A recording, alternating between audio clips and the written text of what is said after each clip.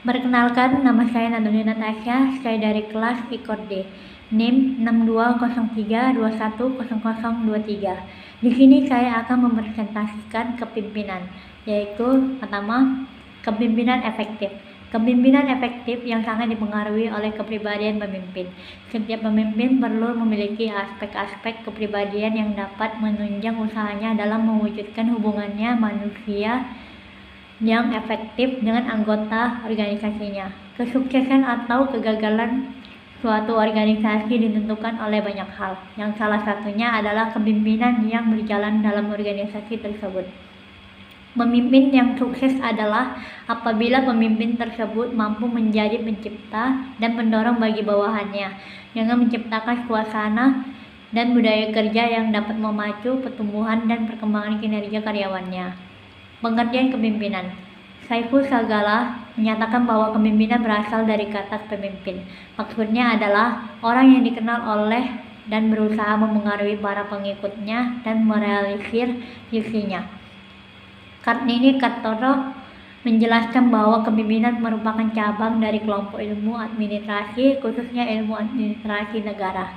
Soerjono Soekanto menyatakan bahwa kepemimpinan adalah kemampuan memimpin atau leader untuk mempengaruhi orang yang dipimpin atau mengikut-mengikutnya.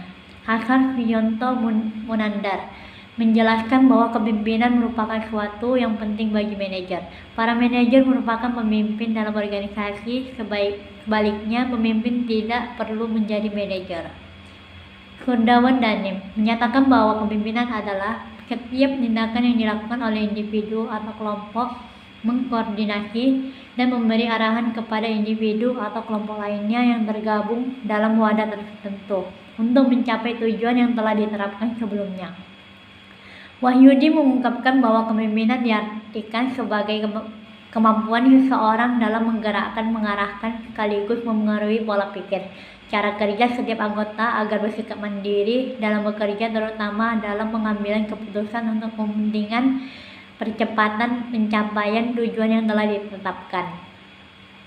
Syarat-syarat kepemimpinan. Kartini Kartono mengungkapkan bahwa konsepsi mengenai persyaratan kepemimpinan itu harus selalu dikaitkan dengan 3 hal penting, yaitu sebagai berikut. A. Kekuasaan ialah adalah kekuatan, otoritas dan legalitas yang memberikan wewenang kepada pemimpin guna memengaruhi dan menggerakkan bawahan untuk berbuat sesuatu. B. Kewibawaan ialah kelebihan, keunggulan, keutamaan sehingga orang mampu membawani atau mengatur orang lain, sehingga orang tersebut patuh pada pemimpin dan bersedia melakukan perbuatan-perbuatan tertentu. C. Kemampuan ialah ada segala daya, kesanggupan, kekuatan, dan kecakapan atau keterampilan teknis maupun sosial yang dianggap melebihi dari kemampuan anggota biasanya. Dari pengertian di atas, kepemimpinan mengandung beberapa unsur pokok antara lain. 1. Kepemimpinan melibatkan orang lain dan adanya situasi kelompok atau organisasi tempat pemimpin dan anggotanya berinteraksi. 2. Dalam kepemimpinan terjadi pembagian kekuasaan dan proses memengaruhi bawahan oleh pemimpin. Ada tujuan bersama yang harus dicapai. Astabrata menyatakan kepemimpinan yang akan berhasil harus memenuhi syarat-syarat tertentu, yaitu A. Indra Brata yang memberikan kesenangan jasmani, B. Yama Brata yang menunjukkan para keahlian dalam kepastian hukum, C.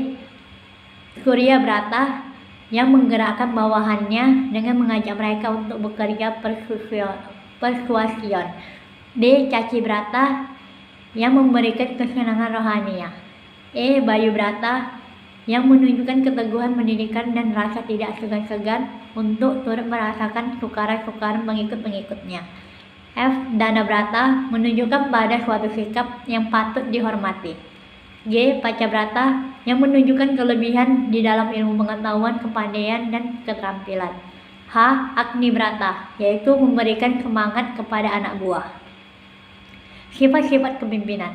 Ngalim Purwanto mengemukakan bahwa ada 6 sifat yang diperlukan dalam pemimpin. Pendidikan adalah sebagai berikut. Rendah hati dan sederhana. Seorang pemimpin pendidikan hendaknya jangan mempunyai sikap sombong atau merasa lebih mengetahui daripada yang lain. Hendaknya lebih banyak mendengarkan dan bertanya daripada berkata dan menyuruh.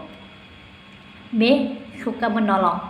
Pemimpin hendaknya selalu siap sedia untuk membantu anggota-anggotanya tanpa diminta bantuan. Akan tetapi, bantuan yang diberikan jangan sampai dirasakan sebagai paksaan sehingga orang yang memerlukan bantuan itu justru menolaknya meskipun sangat memerlukannya. C. Sabar memiliki kestabilan emosi. Seseorang pemimpin pendidikan hendaklah memiliki sifat sabar. Jangan lekas merasa kecewa dan memperlihatkan kekecewaannya dalam menghadapi kegagalan atau kesukaran. Dan sebaliknya, jangan lekas merasa bangga dan sombong jika kelompoknya berhasil. Sifat ini akan memberikan perasaan aman kepada anggota-anggotanya. D. Percaya pada diri sendiri. Seseorang pemimpin hendaknya menaruh kepercayaan sepenuhnya kepada anggota-anggota. Percaya bahwa mereka akan dapat melaksanakan tugasnya masing-masing dengan sebaik-baiknya. Yang dipimpin harus merasa pula mereka mendapat kepercayaan sepenuhnya untuk melaksanakan tugas-tugas yang dipercayakan kepada mereka. E. Jujur, adil, dan dapat dipercaya. Sikap percaya kepada diri sendiri pada anggota-anggota kelompok dapat timbul karena adanya kepercayaan mereka terhadap pemimpinnya. Karena mereka menaruh kepercayaan kepada pemimpin, maka akan menjalankan semua kewajiban dan rasa patuh dan tanggung jawab. F. Keahlian dalam jabatan. Untuk melaksanakan kepemimpinan, di samping sifat-sifat yang diuraikan tadi, harus pula didasarkan atas keahlian, yakni keahlian dalam bidang pekerjaan yang dipimpin. Pengertian pemimpin. Kartika Tono menyatakan bahwa pemimpin adalah seorang pribadi yang memiliki kecakapan dan kelebihan khususnya mencakap di satu bidang, sehingga dia mampu mengaruhi orang lain untuk bersama-sama melakukan aktivitas-aktivitas tertentu demi mencapai satu atau beberapa tujuan. Pemimpin formal dan pemimpin informal. Sarjono Sukanto menyatakan bahwa kepemimpinan ada yang bersifat resmi atau formal leadership, yaitu kepemimpinan yang tersimpul di dalam suatu jabatan. Ada pula kepemimpinan karena pengakuan masyarakat akan kemampuan seseorang untuk menjalani kepemimpinan. Suatu perbedaan yang mencolok antara kepemimpinan yang resmi dengan yang tidak resmi atau informal leadership adalah kepemimpinan yang resmi di dalam pelaksanaan selalu harus berada di atas landasan atau peraturan resmi. Kepemimpinan tidak resmi mempunyai ruang lingkup tanpa batas-batas resmi, karena kepemimpinan demikian didasarkan atas pengakuan dan kepercayaan masyarakat.